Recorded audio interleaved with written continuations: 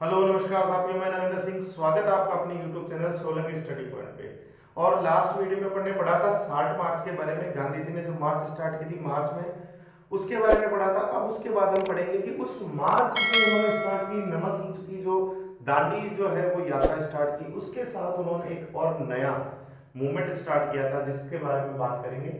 और उस मूवमेंट का नाम है सिविल डिसोबीडियंट मूवमेंट, इसे शॉर्ट में हम जो है सीडीएम भी कहते हैं। फर्स्ट उन्होंने जो स्टार्ट किया था वो किया था नॉन कॉर्पोरेशन मूवमेंट, जिसे हम एनसीएम कहते हैं। पिछले वीडियो अगर आपने नहीं देखे तो आप जाकर के जो है प्लेलिस्ट में जाकर के 10th क्लास एसएसटी में जाकर के पूरे 10th के जो है वो वीडियो देख सकते हैं। और अगर आपको नोट्स वगैरह जो चाहिए तो वो भी आपको अरेंज फॉर्मेट में मिल जाएंगे। आप मुझे व्हाट्सएप पे या इंस्टाग्राम पे या फिर जो है आपके फेसबुक पे, टेलीग्राम पे, कहीं पे भी सोलंकी स्टडी पॉइंट नाम से सर्च करके आप मुझे एसएमएस कर सकते हैं। आपको सारे नोट्स फ्री ऑफ कॉस्ट, 1 रुपया भी आपको देने की जरूरत नहीं है, वो मिल जाएंगे। तो हम पढ़ लेते हैं। बात करेंगे अपन सिविल डिसोबीडिएंट मूवमेंट की। तो ये स्टार्ट कब हुआ था?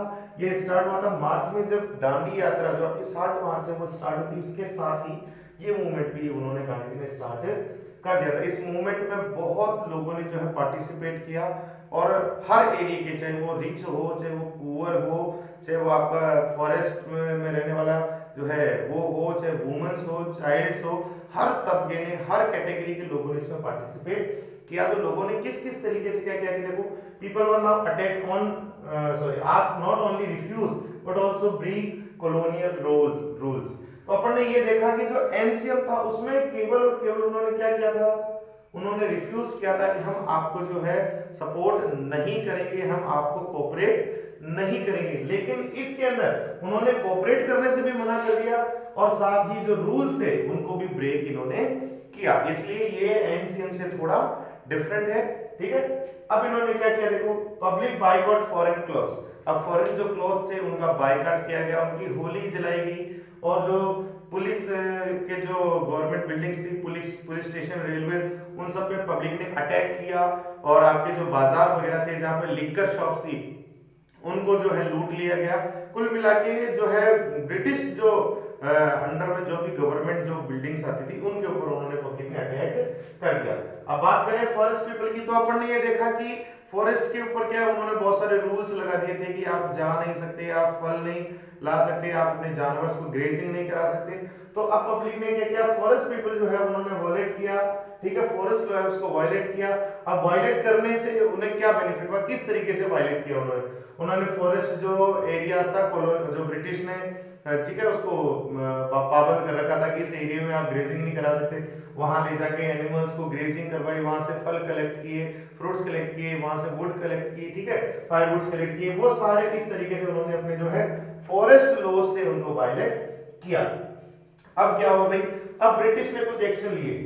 Britishers arrest many leaders. अब ब्रिटिशर्स ने क्या किया, बहुत सारे लीडर्स को जो है अरेस्ट किया और ऑलमोस्ट 1 लाख से ज्यादा जो लोग थे उनको अरेस्ट, बहुत सारे लोगों को अरेस्ट कर लिया गया। Plus public attack on government properties. अब इसकी वजह से पब्लिक बहुत ज्यादा परेशान हो जाती है और वो जो है वो गवर्नमेंट प्रॉपर्टीज पे क्या करने लग जाती है, अटैक करने लग जाती है। अब गांधी जी को ऐसा लगने लगा कि जो आपका non corporate sorry civil disobedient movement है वो धीरे धीरे अग्रेसिव होने लगा है और इसमें वायलेंस आने लगा है। इस वजह से गांधी जी ने क्या किया, गांधी जी जो है and this movement on March 1931। इन्होंने मार्च 1931 में इसको जो है मूवमेंट को बंद कर दिया।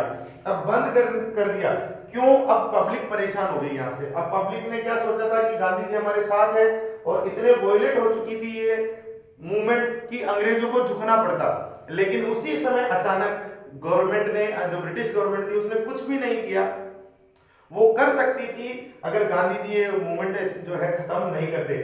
इस वजह से बहुत सारी पब्लिक इनसे नाराज हो गई क्योंकि गांधी जी ने मार्च 1931 में ये जो है एंड कर दिया इसको मूवमेंट को।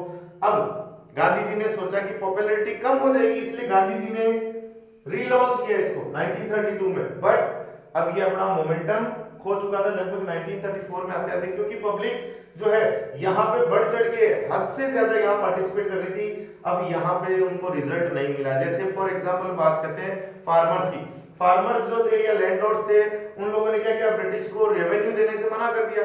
अब यहाँ रेवेन्यू माफ हुआ नहीं उससे पहले गांधी जी ने ये मूवमेंट वापस ले लिया। अब उनको विद पेनल्टी जो है वो रेवेन्यू डिपॉजिट कराना पड़ा, इसलिए लोगों ने सीडीएम सेकंड में, जब 1932 में ये स्टार्ट हुआ तो सीडीएम जब रीलॉन्च हुआ तो उसमें लोगों ने उतना पार्टिसिपेशन नहीं किया जितना सीडीएम फर्स्ट में किया। तो अब अपन देखेंगे कि यहां से दो क्वेश्चन बन रहे हैं। नंबर 1, तो किस किस तरीके से लोगों ने सीडीएम, चाहे वो फर्स्ट हो चाहे सीडीएम सेकंड हो, किस किस कैटेगरी के लोगों ने इसमें पार्टिसिपेशन किया। प्लस दूसरी ये बात कि सीडीएम को एंड क्यों करना पड़ा या सीडीएम ने अपना मोमेंटम क्यों खोया। दो क्वेश्चन यहां से बनते हैं, देख लेते हैं। पहला क्वेश्चन जो अपन ने डिस्कस करेंगे कि discuss the communities that took part in CDM, कि कौन कौन सी कम्युनिटीज ने जो है इसमें पार्टिसिपेट किया। तो हम 5 जो है इसमें कैटेगरीज में डिवाइड कर रहे हैं। पीजेंट्स जो है उनको अपन ने 2 पार्ट में बांटा है, एक रिच पीजेंट्स और दूसरा पुअर पीजेंट है। थर्ड अपनी कैटेगरी होने वाली business class, fourth working class and last होने वाली अपने वुमेन्स। तो स्टार्ट करते हैं सबसे पहले रिच पीजेंट से। तो रिच पीजेंट्स की अपन बात करें तो ऑब्वियसली जो है लिमिटेड में थे, बहुत ज्यादा थे नहीं, और बड़ी जमीन हुआ करती थी इनके पास, बहुत ज्यादा एरिया हुआ करता था, तो इन्हें रेवेन्यू भी बहुत ज्यादा देना पड़ता था। इसलिए ऑब्वियसली ये जो है रेवेन्यू के अगेंस्ट जाएंगे और सीडीएम में इनको लॉस ब्रेक करना था, वॉयलेट कर रहे थे। तो 101% सबसे ज्यादा जो है इनका ही रोल इसमें होने वाला है। तो बात कर रहे हैं कि मेनली जो है इसमें सबसे ज्यादा एक्टिव कौन थे, तो सबसे ज्यादा इसमें एक्टिव थे गुजरात के जो पाटीदार है वो, और यूपी के जो जाट है ये इसमें बहुत ज्यादा एक्टिव थे, एक्टिव इन सीडीएम। बात करें पर सीडीएम फर्स्ट की, सेकंड की बात नहीं करें। दे पार्ट इन बायकॉट प्रोग्राम्स, जितने भी जो फॉरेन थिंग्स के, जो फॉरेन क्लोथ्स के और अलग जो भी चीजें थी, उनका जो बायकॉट प्रोग्राम चल रहा था, उस बायकॉट प्रोग्राम के अंदर भी रिच पीजेंट्स ने बहुत ज्यादा पार्टिसिपेशन किया।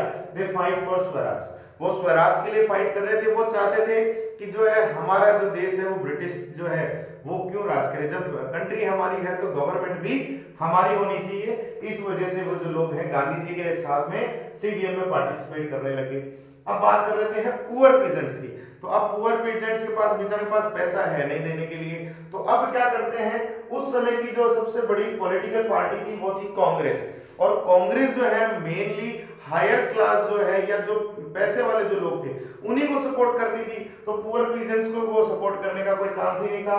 दे were tried but Congress would not support them, इन लोगों ने जो है पार्टिसिपेट करने की कोशिश की लेकिन कांग्रेस ने इनका कोई सपोर्ट नहीं किया। नहीं करने की वजह से जो है इनका पार्टिसिपेशन जो है कंप्लीट नहीं हो पाया। अब बात कर लेते हैं बिजनेस क्लास की, क्योंकि बहुत ज्यादा इंपॉर्टेंट रोल था इनका, क्योंकि they are support CDM financially, क्योंकि सीडीएम का जो फाइनेंस, जो अमाउंट था, जो पैसा था इसमें जो खर्च हो रहा था वो कहां से आ रहा था, वो इसी बिजनेस क्लास की तरफ से आ रहा था।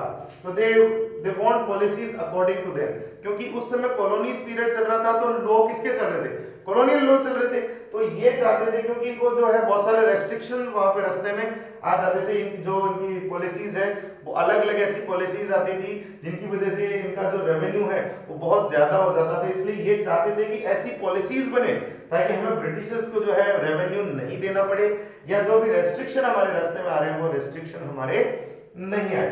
दूसरा देव, इसके लिए इन्होंने क्या किया, इसके लिए इन्होंने 1920 में they form Indian industrial commercial Congress. एक छोटा वन वर्ड या एमसीक्यूज में आ सकता है कि Indian industrial and commercial Congress की फॉर्मेशन कब हुई, ठीक है, तो वहां आपको बताना है 1920 में। दूसरी है आपकी FICCI, ठीक है, इसकी फॉर्मेशन कब हुई, 1927 में।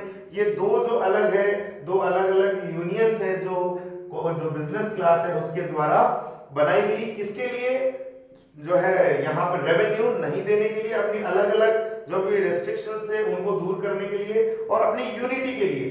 दे support CDM financially and refuse buy and sell foreign clothes. इन्होंने साफ मना कर दिया कि ना तो हम जो फॉरेन क्लोथ्स है उन्हें बाय करेंगे और ना उन्हें सेल करेंगे। अब बात कर लेते हैं नेक्स्ट, वर्किंग क्लास।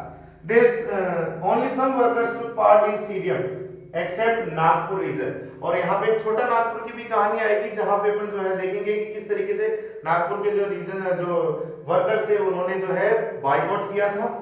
मतलब ओवरऑल अपन ये नहीं कह सकते कि सारे वर्कर्स ने किया, कुछ ही वर्कर्स ऐसे थे जिन्होंने जो है इसमें पार्टिसिपेशन किया। लास्ट देखते हैं वुमेन्स का, they participated in protest and manufacturing start. सबसे पहले तो वुमेन्स जो है अपने घर से बाहर निकलती है, हजारों वुमेन्स गांधी जी को सुनती है कि वो क्या कहना चाहते हैं।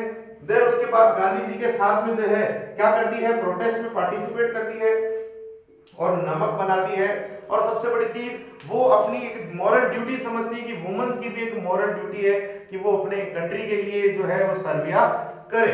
इस तरीके से जो है अलग अलग कम्युनिटीज ने, अलग अलग क्लास ने सीडीएम में पार्टिसिपेट किया, लेकिन फिर भी जो है सीडीएम जो है वो सक्सेसफुल क्यों नहीं हुआ। तो नेक्स्ट अपना यहां से क्वेश्चन बन रहा है, what was the limitation of CDM, कि ऐसा क्या लिमिटेशन होगी उसकी, ऐसी क्या कमी रहेगी जिसकी वजह से सीडीएम है वो सक्सेसफुल नहीं हो पाया। तो देखते हैं कि क्या लिमिटेशंस रही थी। कुछ लिमिटेशंस आपके सामने लिखी हुई है, शॉर्ट में है, इनको मैं एक्सप्लेन करूंगा। तो लिमिटेशंस, पहली लिमिटेशंस ये थी कि Congress ignore Dalit and depressed class in order to please high caste. तो ये सबसे बड़ी कमी थी और इसी पार्टी की वजह से ये पूरा का पूरा जो सीडीएम है वो पूरा कोलैप्स हो गया था। बात करते हैं क्या क्या किया इसने। नंबर 1, जो दलित और जो डिप्रेस्ड कास्ट थी उसको क्या किया इसने, इग्नोर किया, उसकी तरफ ध्यान नहीं दिया, ना ही उनकी कोई जो है इश्यूज सुने जाते थे, ना ही उनसे रिलेटेड कोई एक्टिविटीज की जाती थी। वो केवल जो हाई हिंदू कास्ट थे, इस कौन सी, केवल हिंदू हाई जो कास्ट थी उन लोगों को जो है वो सपोर्ट करते थे। तो नंबर 1 दलित और डिप्रेस हो गए। दूसरा वो क्या करते थे, एसोसिएट विद हिंदू रिलीजियस, केवल हिंदू धर्म से रिलेटेड, हिंदू रिलीजन से रिलेटेड वो जो है कमिटमेंट करते थे, जिसकी वजह से जो दूसरी अदर कम्युनिटीज थी लाइक क्रिश्चियंस, हिंदू मुस्लिम्स, ठीक है, वो जो कम्युनिटीज थी उन लोगों ने सीडीएम में पार्टिसिपेशन नहीं किया, या किया तो बहुत लिमिटेशन में उन्होंने किया। There was district between communities essential from Congress, और अलग अलग जो है इनकी पॉलिसीज होने की वजह से जो अलग अलग कम्युनिटीज थी वो इनके प्रॉपर जो है कनेक्शन में नहीं आ पाई। Rich peasant was disappointed. सबसे बड़ी बात ये अपन ने ये देखा कि जब सिविल डिसोबीडियंस में जो है उन्होंने, गांधी जी ने क्या किया, कोड ऑफ कर दिया। प्रॉब्लम क्या थी, शट ऑफ क्यों किया इन्होंने, कोड ऑफ इसलिए किया, ठीक है, क्योंकि वायलेंस हो गई थी। लेकिन रिच पीजेंट्स ये सोचते थे कि अगर वो उस समय कोड ऑफ नहीं करते तो शायद रेवेन्यू रेट्स है वो रिवाइज्ड हो सकती थी। तो रेवेन्यू रेट्स रिवाइज हुई नहीं, बिना रिवाइज हुए 1931 में गांधी जी ने मूवमेंट को कॉल्ड ऑफ कर दिया, जिसकी वजह से रिच पीजेंट्स ने भी उसमें ज्यादा पार्टिसिपेशन नहीं किया। और लास्ट देखते हैं, Congress was closer and support industrialist. ये अपन ने देखा कि कांग्रेस को फाइनेंशियल, जो इस मूवमेंट को फाइनेंशियल जो है, फाइनेंशियल जो भी हेल्प थी वो इंडस्ट्रियलिस्ट लोग देते थे, बिजनेस क्लास दे रही थी। तो ऑब्वियसली ये लोग जो है इनके क्लोजर होंगे और इनको सपोर्ट करेंगे, जिसकी वजह से जो वर्कर्स थे उन लोगों ने इसके अंदर पार्टिसिपेशन नहीं किया। तो ये सारे पॉइंट्स थे जिसकी वजह से सीडीएम जो है वो एक लिमिटेड मूवमेंट होकर के रह गया। मिलते हैं ऐसे ही एक और वीडियो के साथ, दीजिए मुझे विदा।